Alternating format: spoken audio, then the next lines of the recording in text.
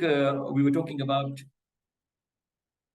I think we were talking about the key elements in fraud detection, and I started off with data analysis. So what I'll do is I'm just going to repeat what I just said. So let's imagine diving into a sea of data, searching for the subtle ripples that might betray the presence of fraud. So these are signs, red flags, where that fraud lurks somewhere in this vast data that we're looking at. And data analysis is our tool and our compass in this vast ocean.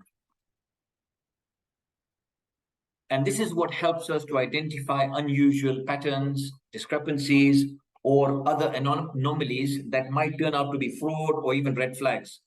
It's like detective work in the digital realm. And we use advanced analytical tools, and we use techniques to uncover the fingerprints and the traces of fraudulent activity. So think of a scenario as an example where a company's sales data shows a sudden spike in returns and refunds without a corresponding increase in customer complaints. Now, surely something is amiss here. So when we take a closer look, this might reveal a scheme where someone is manipulating transactions to siphon funds off. The next area is internal controls. And when we talk about internal controls, we're now talking about defense strategy. So internal controls are our fortress walls, protecting against the incursion of fraudsters and their fraudulent activities. This involves implementing and monitoring practices like segregation of duties, regular audits, and meticulous reviews and audits of financial transactions. It's about building a solid line of defense within the organization. Again, consider a company that introduces strict controls over access to sensitive financial information. By doing so, they thwart potential fraud attempts by limiting the number of individuals who can manipulate financial data. Next, there is whistleblower programs. Have you ever heard the saying, sometimes the best detective is an insider? Well, whistleblower programs are our way of inviting the organization's own eyes and ears into the detective realm, into the detective agency. You're using your own people, to give you that information. By establishing mechanisms for employees and for stakeholders to report suspicions anonymously, we create an early warning system against potential fraud. Again, picture an employee noticing irregularities in, say, for example, expense reports, but they fear repercussion. A well-established whistleblower program, this empowers that employee to report the concerns confidentially, allowing the organization to investigate before the issue escalates. And when this happens, it can save organizations, a ton amount of money as well as a reputational risk. The next one is training and awareness. We know knowledge is power. Educating our team members about the tricks of a fraudster's trade is like arming them with shields, swords, or rungus. Training programs create a culture of vigilance, helping employees to recognize and report suspicious activities promptly.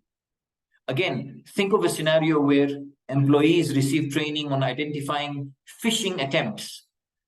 But now, when they're armed with this knowledge, they become the first line of defense against cyber fraud. And they can then protect and help the organization to protect sensitive information. And lastly, let's talk about collaboration with experts. Sometimes we will need the expertise of seasoned detectives. That's where collaboration with forensic accountants, forensic auditors, and fraud detection specialists comes in. When suspicions arise, these experts will conduct thorough investigations, bringing their skills to the table. Again, imagine a company discovering discrepancies in financial records.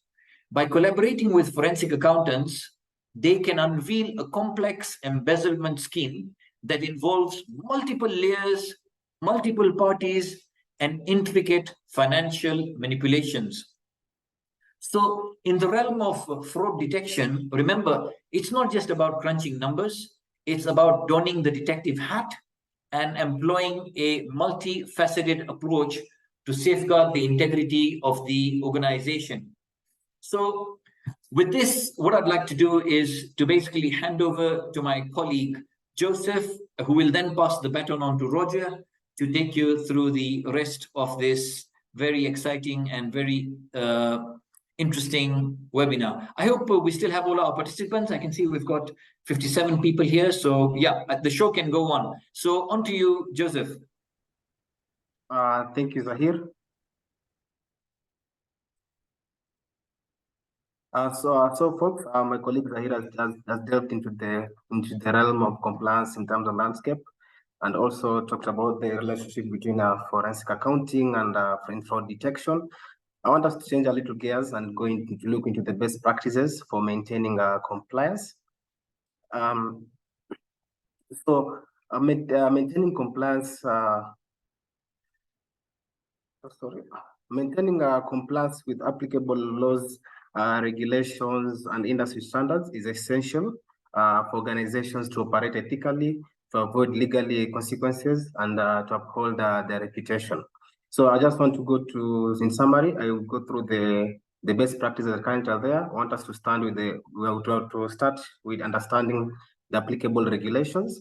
So in order to maintain compliance, you need to stay informed about the relevant laws and regulations that apply to everyone's industry, whether it's in the NGO or in the manufacturing industry. We have to regularly review and update our knowledge base to ensure that there's ongoing compliance. So, for example, in the world of software development, understanding regulations is like debugging your code.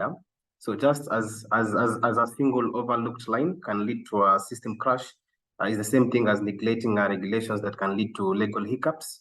So let's be vigilant developers of compliance. The next thing I want to look at is to establish a compliance program. So we need to develop a comprehensive compliance program that outlines policies, that outlines procedures, and it also provides guidelines. So this ensures that employees are aware of this and understand their role in maintaining compliance. So once these policies and procedures and guidelines have been developed, we need to share this all across the organization so that everyone in the organizations understands the procedures that the organization has set in place and all are working in being compliant with them.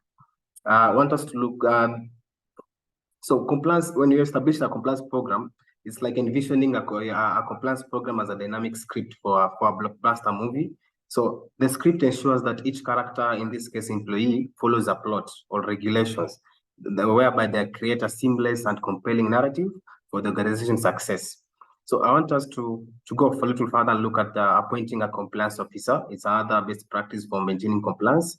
So the best practice is to designate a compliance officer or a team responsible for overseeing and managing the compliance program. Zahira talked about the resource constraints. So for small organizations that cannot afford to hire another compliance officer, they can designate an already position that is already there. For example, if they have a legal officer, they can add the duties of a compliance officer into the roles so that we can ensure that there's a seamless overseeing and managing of compliance programs. So technically, this individual or a team should have a deep understanding of the applicable regulations and be empowered to enforce compliance measures. So then I want us to look at the regular training and education. So when you just said that we need to empower the compliance officer on terms of knowledge, we need to have regular training and education. That is to provide, you need to provide regular sessions for employees to keep them informed about the changes in regulation and reinforce the importance of compliance. So when there's change in regulations, for example, tax laws, changes in tax laws, it is good that to share it with all your employees, so that they might know all the changes that have been happening in the regulatory environment. So this is particularly crucial for employees in roles that involve the regulatory responsibilities. So mostly this will involve around the finance department, legal department, and the risk management function. So in terms of regular training and education, I want us to be like the astronauts. Huh? So the astronauts undergo an extensive training before a mission. So employees need to be equipped for journey through compliance universe. So training ensures they have the right skills and knowledge to navigate the vastness of all the regulations that affect the organization. I want us to look at internal controls. Another best practice is implementing a strong, effective internal controls in organizations. So each organization needs to establish internal controls so that they can monitor and enforce compliance.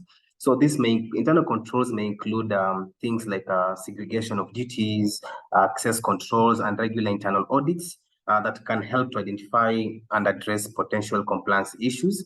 So we want us to imagine like if you're an organization, you want to imagine your organization as a high-tech laboratory, and internal controls are like the safety protocols preventing experiments from exploding. So with in an organization where there are robust controls, the organization can conduct experiment or operations without fear of unforeseen consequences, because they are effective controls to make sure that everything goes according as per the procedures outlined.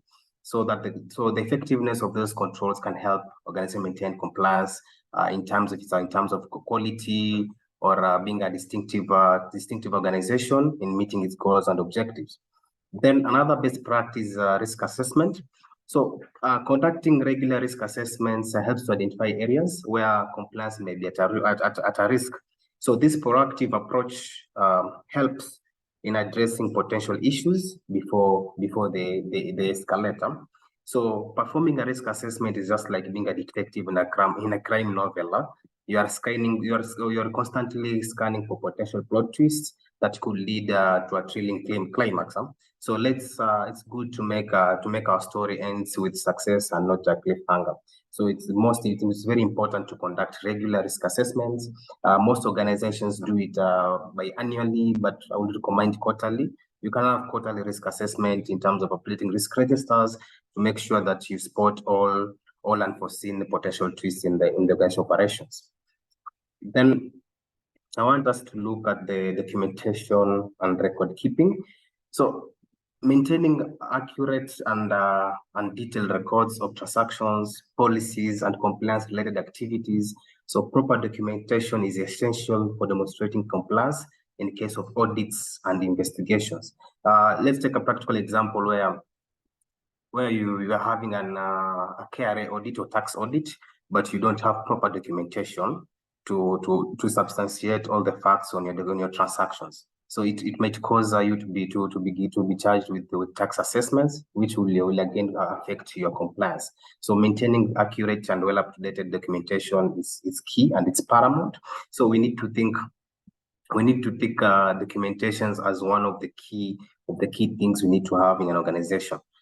In the realm of technology, we could implement more cloud record keeping procedures, so that we can make sure at any given time we have all the documentations that are accurate and that can substantiate all the facts for the organization to help compliance.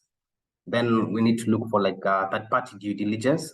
So if your organization engages with third parties, examples are like the suppliers or subcontractors you're dealing with. You need to conduct a thorough due diligence to ensure that they also adhere to compliance standards. So you can even do a due diligence on your partners. I want us to consider third-party due diligence like looking for a roommate. If when you're looking for a roommate, you wouldn't invite a messy and reliable friend to share your space. So similarly with business, you want to make sure your third parties are the kind of roommates who respect your space and adhere to the same cleanliness. In terms of cleanliness, I mean the compliance standards. So we need to make sure that all the people you work with, if you're the partners, the suppliers, the subcontractors, they adhere to your standards. A good example, if you're ISO certified, let's say you're QMS ISO certified 2015, you'll not want to trade. You'll not want to trade with people who don't follow standard operating procedures. You'll not want to trade with people who their procedures are not certified. So you do a due diligence to make sure that you only trade with people who are the same level with your standards. It helps you with compliance and to remain effective in your operations to meeting your goals.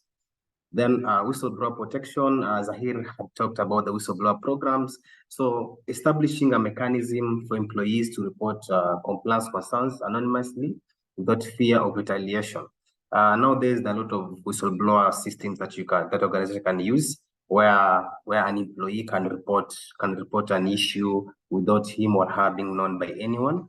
So organization, we can have an open door policy, or you can have the anonymous reporting mechanism, where because this whistleblower protection the programs, it encourages early detection of potential issues.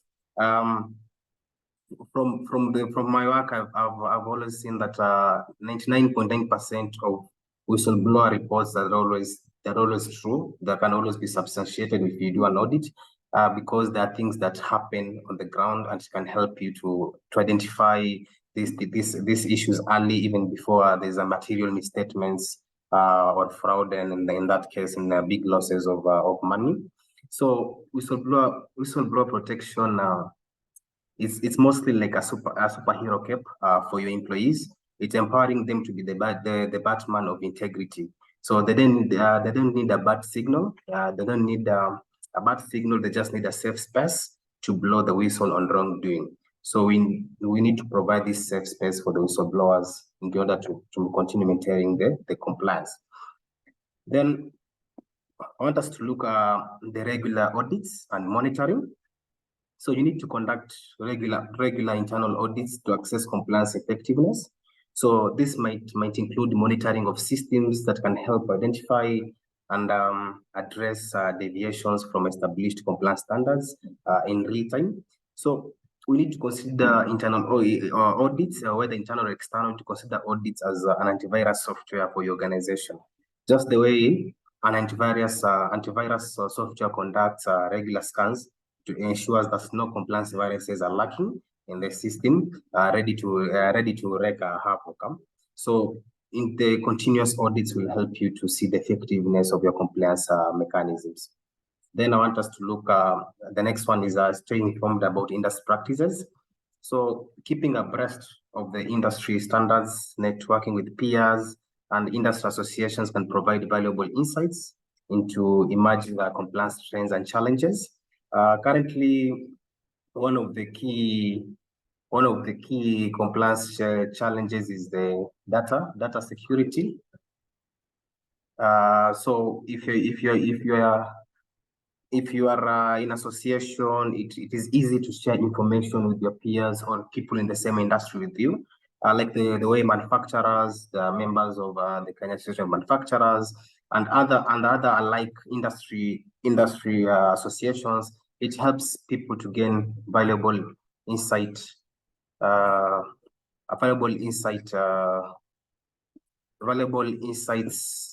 the emerging compliance trends. So you can imagine your industry as a bustling city, and staying informed is like having a real-time map. So navigating the streets of trends and best practices, it ensures organization does not get lost in the urban jungle of competition. Now, I want us to look at the next one, which is to adapt the changes. So be agile. So adapt to changes. You have to be agile. So it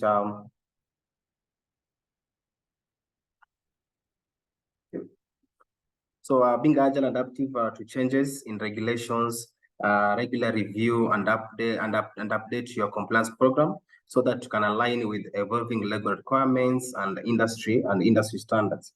So embracing change is a key of being like a chameleon in the business world. Change the color of your strategies so that you can blend with the environment and you'll avoid being the prey of stagnation. So the people who are agile and who are flexible to adapt to changes, they're the ones that move more frequently forward in the terms of organization, and they normally don't become prey of stagnation. Then apart from that, you can establish a reporting structure. So implementing a clear reporting structure for compliance-related matters, it ensures that there's a process for escalating issues to the appropriate level of management or compliance officer. I want us to think of a scenario where there's a well reporting structure, a well reporting orchestrated symphony, where each department plays a crucial role. It contributes to the harmonious compliance melody. So let's ensure that everyone hits the right notes, whereby we can have a very seamless reporting structure so in order to maintain compliance, to reduce lagginess in processes and procedures, and to make sure that everything is done as per the standards set by the organization.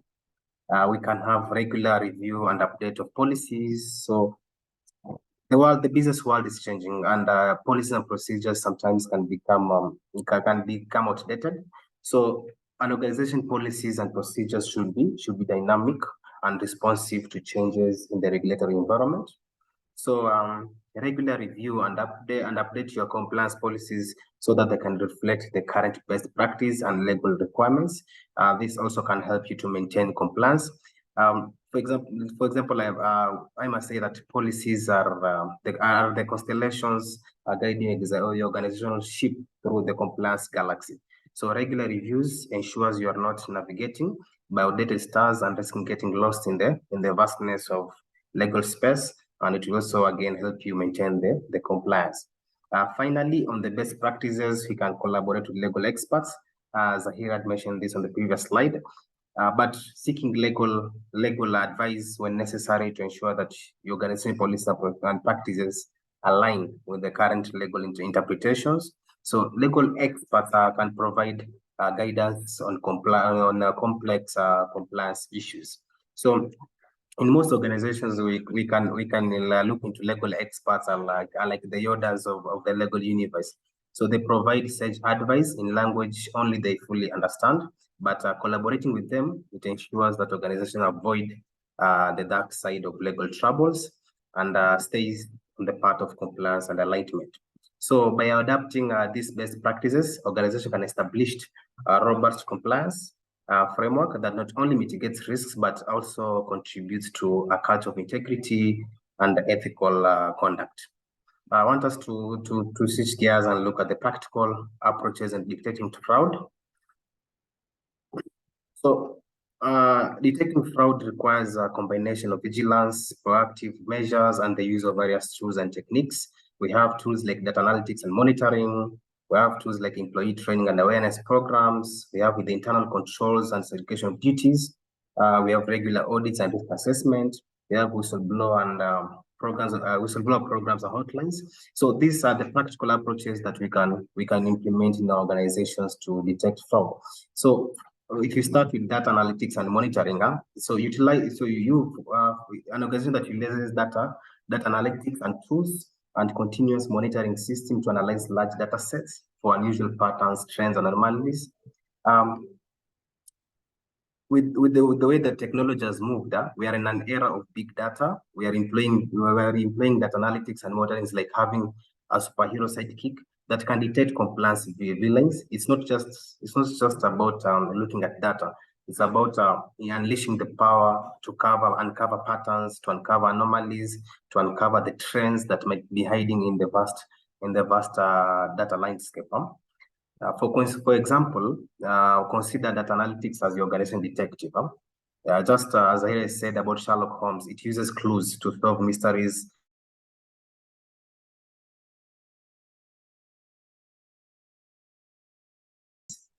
Stays one step ahead of all the compliance challenges. So data analytics help an organization to establish benchmarks for normal behavior and use alerts to flag a deviation that may indicate potential fraud. So this proactive approach allows for real-time detection of suspicious activities. And with the current technology, we can even set up alerts and to be getting these reminders directly to the compliance personnel so that they can follow up and detect all all the fraud that might happen. Then the next one is employee training and awareness programs. So under under this one, employee training and awareness programs are the backbone of a compliance-savvy workforce. So it is not just about ticking the training box. It's not about just attending trainings. It is about fostering a culture where compliance is just ingrained in every employee's DNA. So you can just picture your organization as a spaceship, and each employee is an astronaut. So training programs are like the pre-launch checklist, ensuring that every astronaut there knows their role in navigating the compliance cosmos. So we can help the employees have instill a DNA of continuous improving their knowledge, because as we said, they are detecting fraud and compliance. It's an ongoing thing. So it needs to be, and the universe is changing in terms of the landscape of fraud. So every employee should be up to date with the current skills and knowledge in detecting fraud.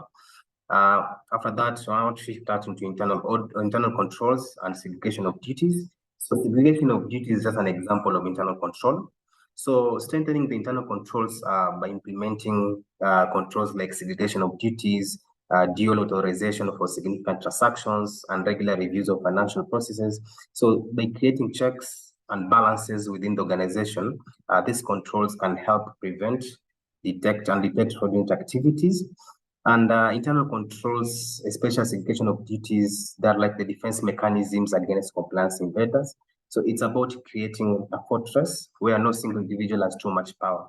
So it helps preventing any one person from turning to the dark side. So internal controls, where an organization has effective internal controls, it is very easy to detect any fraud that it might be going on in the organization, and this can be prevented early enough before any misappropriation of organizational assets. Then again, the practical approach as the best practice, regular audits and risk assessment. We already said that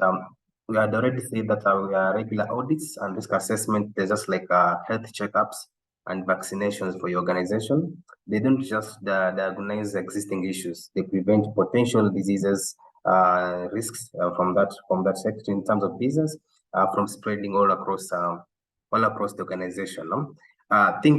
You think risk assessment as a compass for your organization. It does not only points out potential dangers, but it also helps to chart a course that avoids rocky compliance terrain.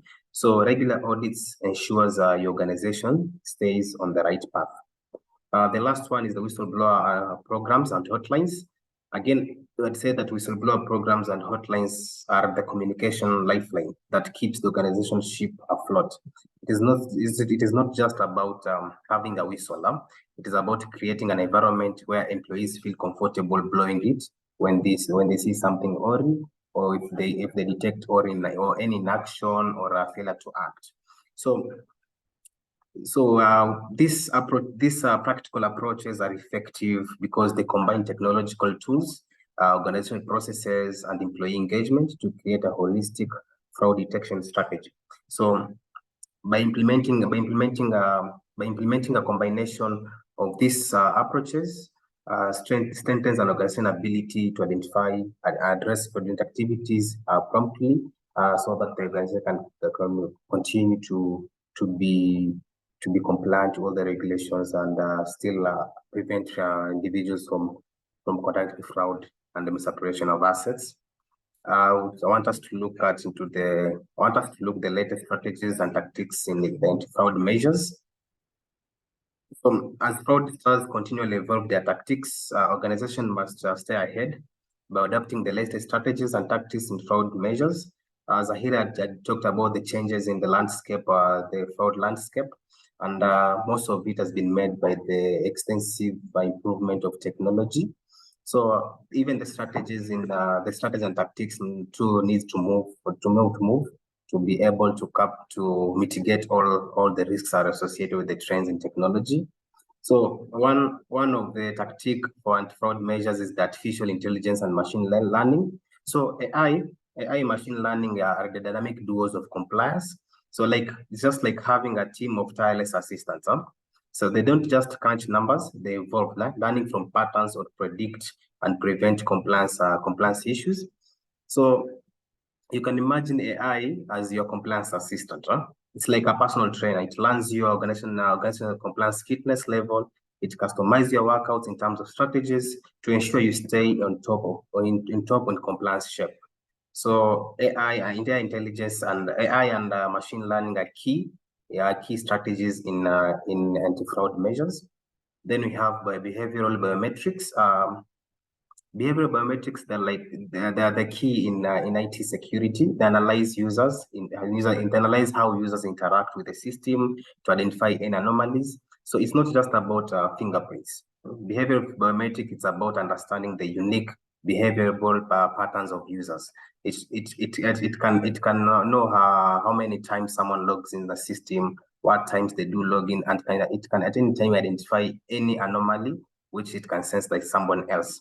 So you can think behavioral biometrics as a virtual detective. So it just observes how users type, how users click, and how users navigate through the system. So it's like having a cyber detective that can distinguish between the regular keystrokes of Zahir and the suspicious ones of Joseph.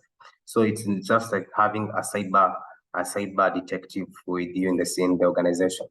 Then another tactic is the predictive analysis. So predictive analysis is the crystal ball of compliance. It foresees potential risks and trends. So just the way you predict the budget for next year, you can use the predictive analysis also to predict any fraud or unforeseen risks in terms of fraud risk management. So it's about having foresight to proactively address compliance and challenges. So predictive analytics is just like the weather forecast for compliance. So instead of getting caught in the rain of non-compliance, it helps you bring the compliance umbrella before the storm hits. So predictive analysis is another one key tactic and a strategy that can be implemented. Then we have blockchain technology. Blockchain technology is the superhero cape of transparency. It ensuring that every compliance transaction is etched in an unalterable ledger. So it's not just about currency. It's about creating an incorruptible trail of compliance breadcrumbs. You can picture blockchain as an unbreakable chain of compliance. So each link is a transaction securely recorded, creating a fortress against the compliance villains attempting to tamper with any records. So utilizing decentralized and tamper-resistant ledgers to secure transactions, they reduce the risk of fraud and ensuring the data integrity. Again, we had mentioned about the real-time monitoring analysis. Zahira had talked about that real-time monitoring analysis, like an eagle-eyed guardian of compliance. It ensuring that issues are spotted and addressed as they happen. So it's not just about high hint state, it's about having eyes everywhere in real time.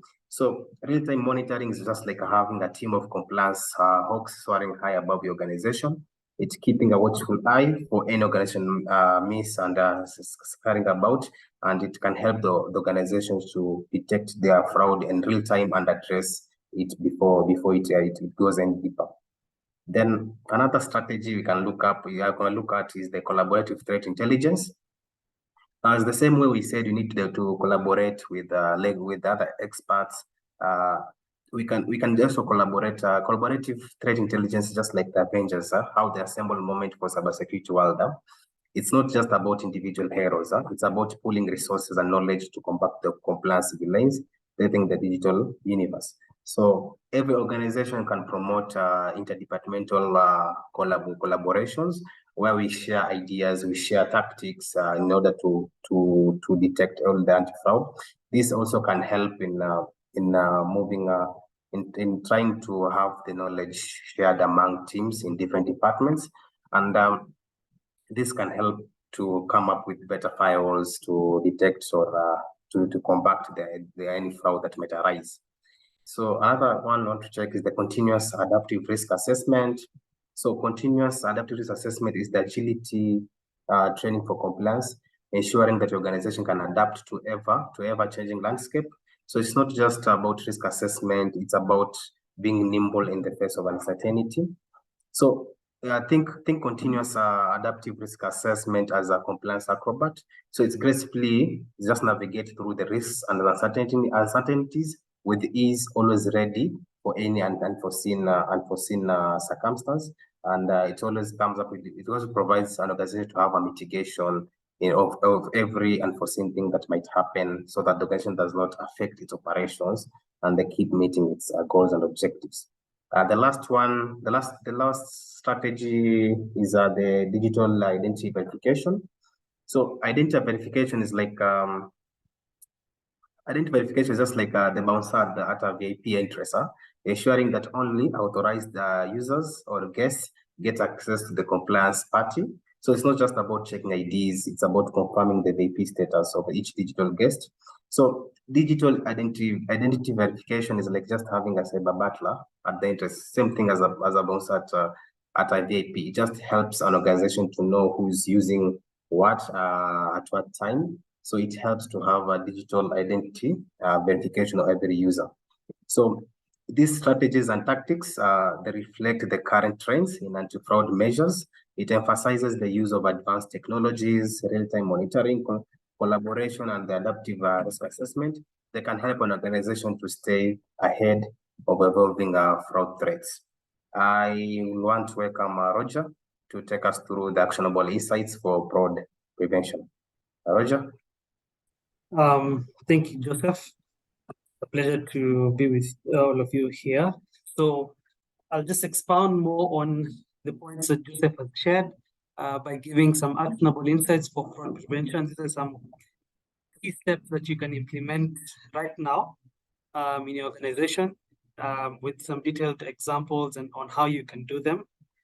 So the first one is real-time transaction monitoring. As Joseph had mentioned, it's a process of analyzing customer transactions and behavior, which involves the investigation of past and present customer data and interactions. So this is, of course, to provide a complete picture of the activity in real time. So for instance, if it's a financial institution and you observe large or unusual transactions, that involve large amounts of money, or that are significantly higher or lower than the usual transactions that you normally get, then this, of course, may be suspicious.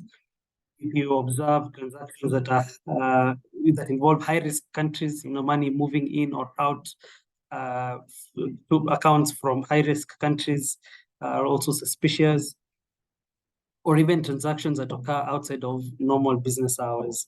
So this is, how this is a system that you can implement, to make sure that you observe such things. The second is user behavior analysis. So this is where you do a comprehensive examination of an individual's digital activities. So we study their past and their present behaviors, which of course present a unique digital fingerprint for each user. So this, of course, enables the identification of patterns and even anomalies with the user's interaction with the system. So for instance, if you have an employee who normally accesses their business or your system within a certain period, within, let's say, regular office hours. So if the system were to detect the same employee attempting to access the system in the middle of the night, then an alert will be triggered. And because of this deviation from their normal behavior. And of course, now this will prompt further investigation and ensure that the account is prevented from any security threats. And this can be the same even for accessing it from different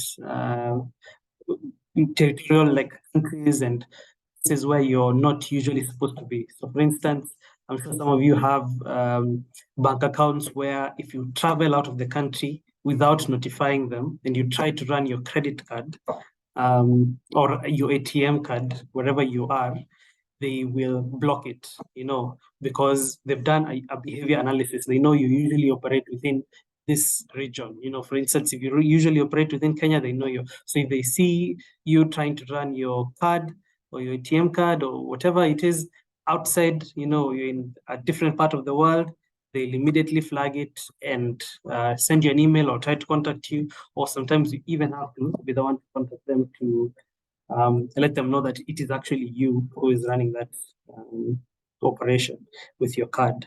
So that's an example of behavior analysis. The third is multi-factor authentication.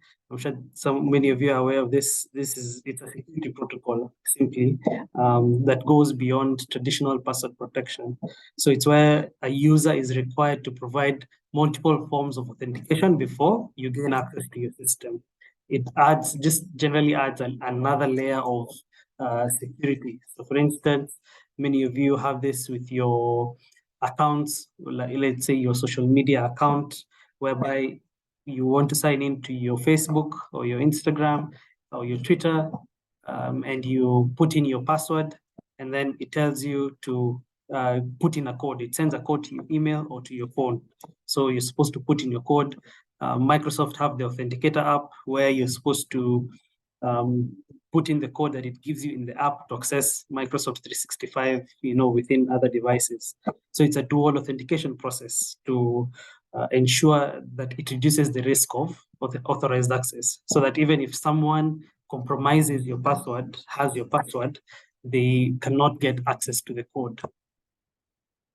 The third is machine learning for predictive analytics. This is where you leverage advanced algorithms to analyze historical data, identify future patterns, and forecast future outcomes. Machine learning algorithms right now are very advanced. They can predict potentially fraudulent activities based on patterns that it has learned.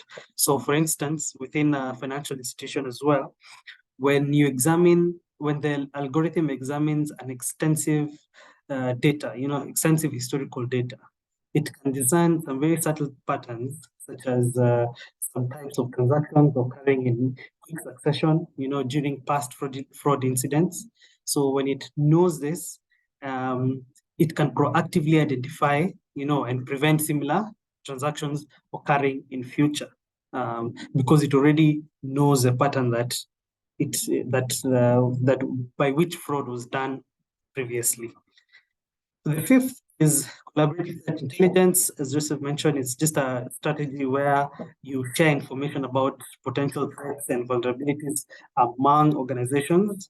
This can be between the same industry or even different industries if you're able to, but the same industry is really better and easier because it's the same patterns and trends within fraud.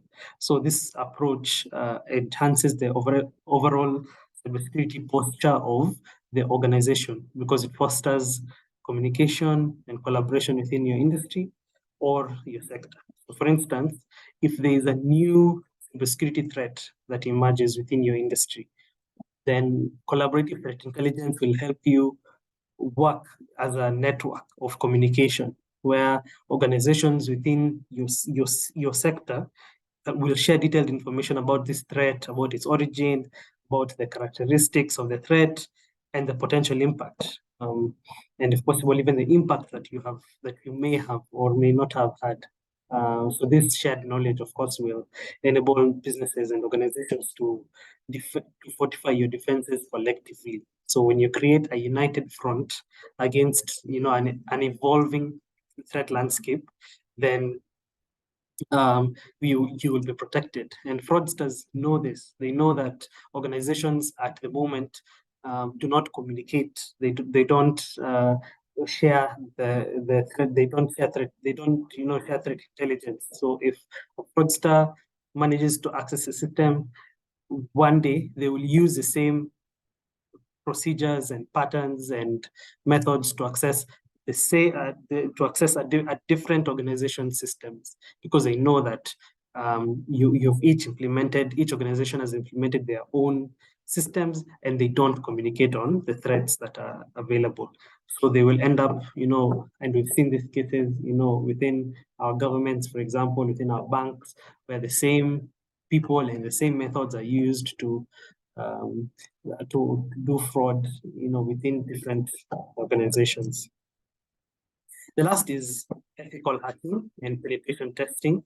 This is where you simulate a cyber attack on your system to identify and rectify any vulnerabilities that you observe. It's a proactive approach, to help identify potential weaknesses before fraudsters or other malicious actors can exploit them. So for instance, if you want to secure your online payment system, you enlist ethical hackers or penetration testers, who are normally called white hats, they follow a systematic approach to probe the system and attempt to breach its defenses. And after this, they will give you a detailed report highlighting the methods they used, which is the methods that even black hats or fraudsters will use, and hackers will use. They use the same methods. So after this, they will give you the methods they used, a report with the methods they used, the vulnerabilities, and their recommendations on where you can strengthen your system. So this, of course, will help you prevent against any fraudulent activities in future. So let's just end with compliance, ensuring compliance and regulations. Some key steps and considerations to ensure compliance. Just a brief summary of what Joseph had talked about and Zahir as well, and some key steps that you can implement right now to ensure compliance. So the first thing, of course, is to understand the applicable laws and regulations within your industry to ensure that your organization is aware of your legal obligations and you align your practices according to the legal obligations. So for instance, if you're a financial institution and you operate internationally, you need to be aware of the financial regulations in each sector or in each jurisdiction where you operate, and the data protection laws and even anti-money AML policies that apply in each jurisdiction where you operate. Then the next thing you can quickly do is to establish a compliance program. This is creating a structured framework to manage and enforce compliance within your organization. This will include policies, procedures, and even reporting mechanisms, for reporting compliance activities. Then you can designate a compliance officer. So this is an individual or even a team who is responsible for overseeing and managing your compliance efforts. They normally serve as a focal point, for compliance-related matters, and they ensure that your organization stays abreast of each regulatory change that happens and that you continually apply this to your processes. Then you should also regularly update your policies and procedures. As Joseph had mentioned, it's a continuous process of reviewing and modifying your compliance documentation, which are your policies and procedures, to ensure that you reflect the changes in laws, regulations, and even industry standards. So if the data protection law changes, for instance, any other new laws that come up, you update them to make sure that that your policies and procedures remain current and effective. The fifth one that you can quickly do is internal controls monitoring. So this is where you implement systems and processes that oversee and verify the organization's operations, as Joseph had talked about. And the last one, very quickly, is risk assessment. So this is a proactive evaluation of your potential compliance risks that you may face as an organization. So this is where you analyze the risks, prioritize them in terms of impact, and then you develop strategies for mitigating and preventing this risk.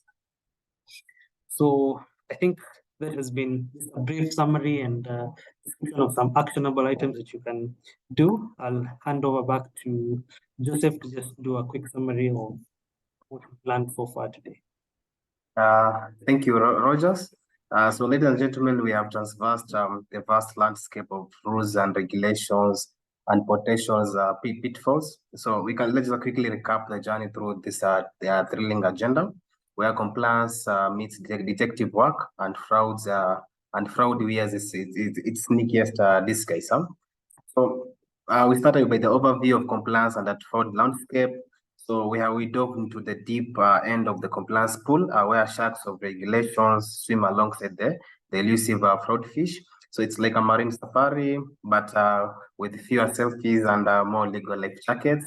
We went into the importance of forensic accounting in fraud detection, where Zahira mentioned that forensic accounting is it's not just a number crunching. It is also the Sherlock of Holmes of finance. It sniffs out fraud like a bloodhound, but wears a suit instead of a deer stalker hat.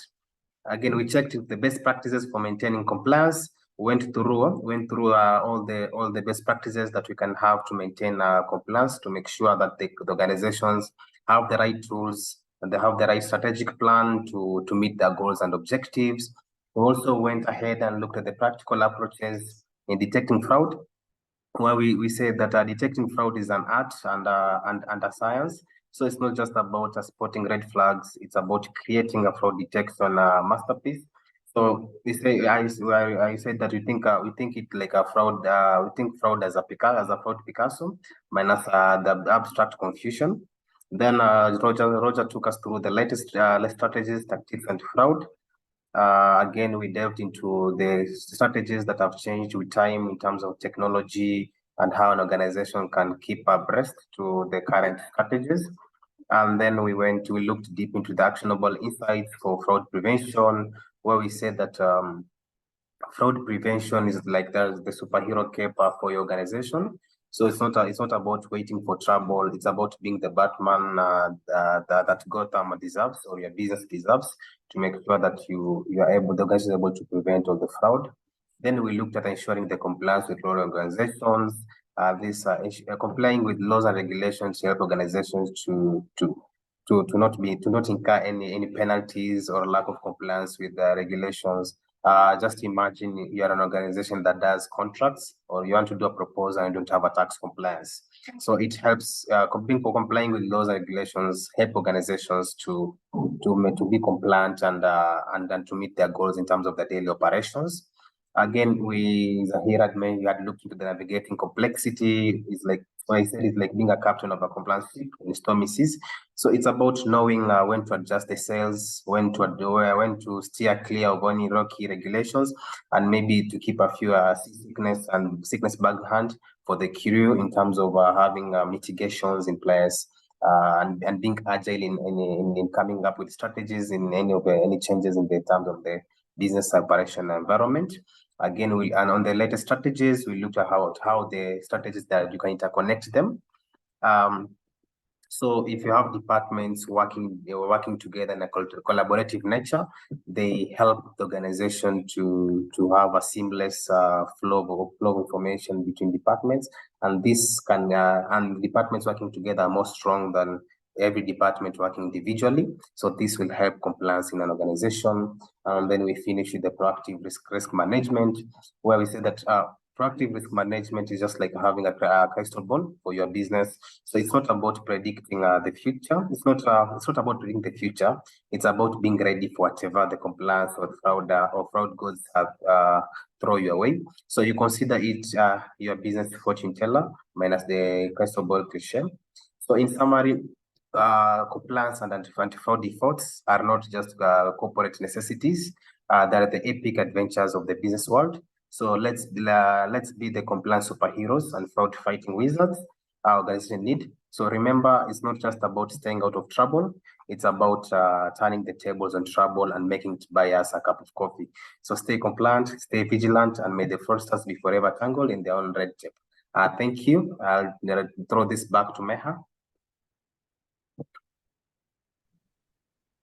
Thank you so much, Zahir, Joseph, and Roger. That was a very insightful webinar, and I'm sure we can take back a few things, actually several things, and I'm sure you guys can use that and implement them into your organizations.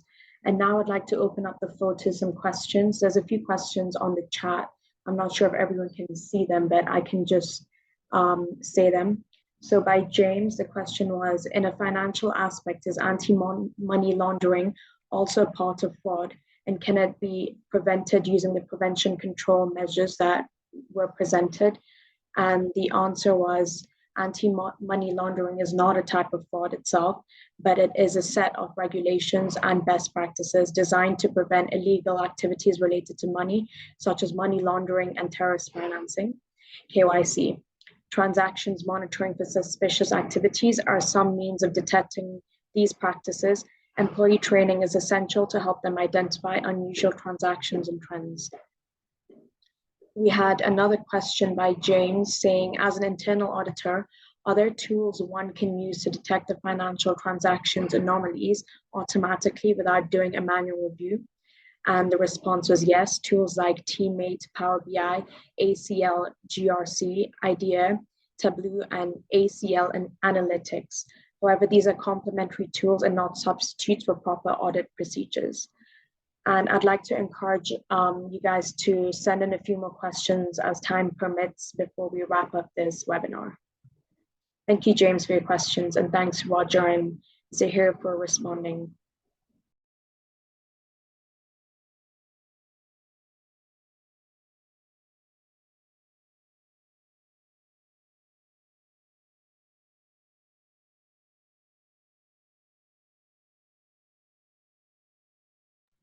I'll give you all a few minutes to send in your questions. Thank you.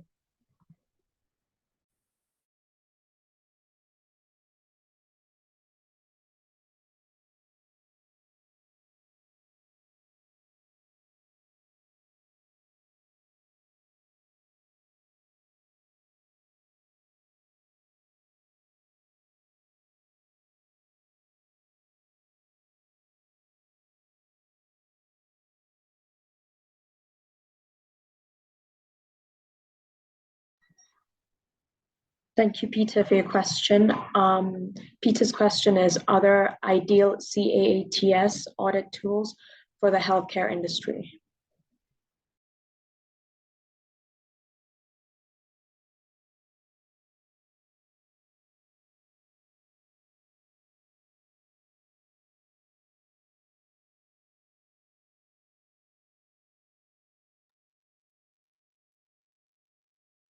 Thanks, Peter, for that question. There are lots of CATs available out there, but I guess, depending on how your system is structured, you may have to design your own. But yes, you can buy CATs, you can buy software, pre-written tools, for almost any industry these days. So all you need to do is just go out, look for your specific industry. You should be able to find some CATs which you can run. You might be able to run them straight away, but sometimes you may have to customize them. Some of the audit tools are highly customizable, and you may be able to use them. So the best thing is just to go out and have a look at what's available.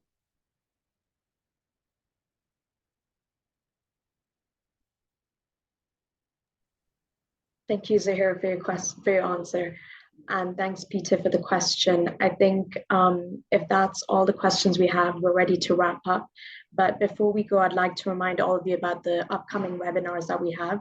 So following this webinar, we have another one next Thursday, and I hope that you all make some time to join, because this kind of relates to this webinar, and it's about fraud unveils, steps to take after detecting fraud in your organization. And this will be on 30th November. And followed by this, we have a corporate finance webinar, which is going to be taking place on 6th December, which is a general overview of the deal process and preparation phase.